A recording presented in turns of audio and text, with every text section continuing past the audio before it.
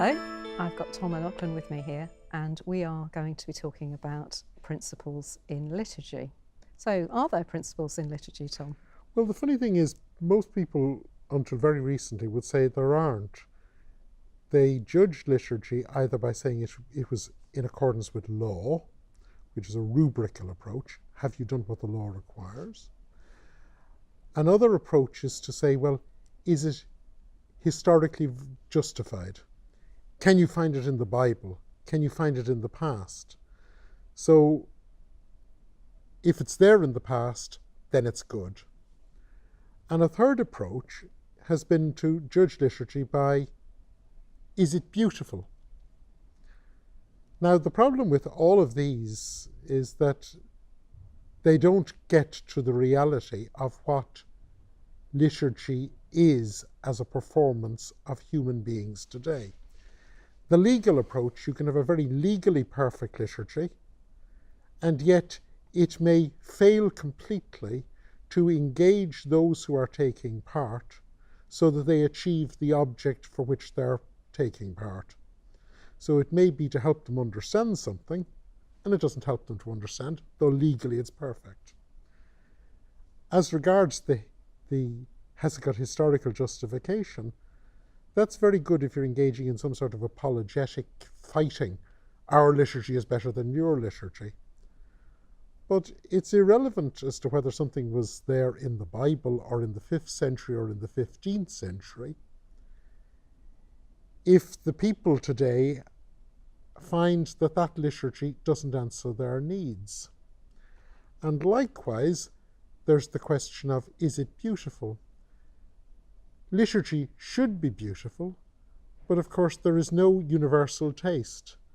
And the question, is it beautiful, often becomes just a surrogate for this is the sort of liturgy I like. So one of the things that I've been trying to do in the last few years is to adopt the approach that Dieter Rams adopted for dealing with good design. And he identified that there were certain qualities which should be internal to good design. And he said, if these are present, the design is an effective design, and so we can call it a good design. The interesting thing about the principles approach that Dieter Rams adopted for design was he didn't judge it by external things. He didn't judge it by whether it was economically viable. He didn't judge it as to whether it fulfilled a certain canon of taste. He saw those as extrinsic ways of judging something, and they're akin to, is it lawful, or is it historically justified, or is it biblically founded, or does it match my taste? He said, for instance, good design should be as simple as it can be. And that's a quality inherent.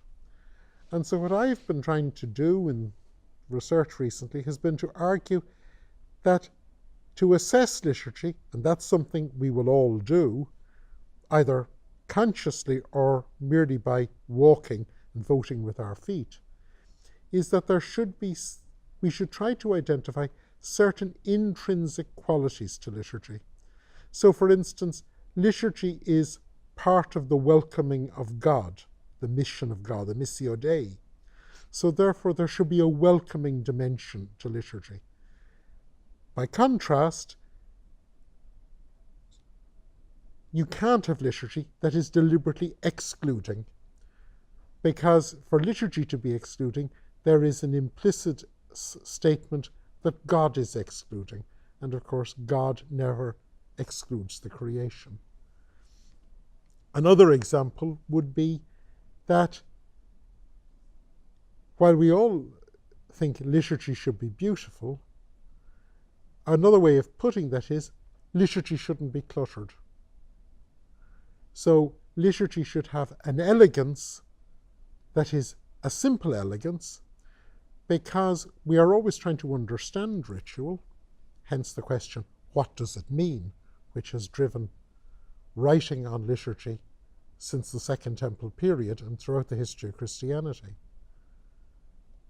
But if the question, what does it mean, is hard, it becomes almost unanswerable when the liturgy becomes cluttered with all sorts of odds and ends. And it's a phenomenon of human activity that we tend to let clutter build up. We add in things better than we take things out. So what I've tried to do is I've tried to take Dieter Rams's approach and produce 10 principles. I've just outlined 2 of them there. And see if these form a better way of approaching liturgy.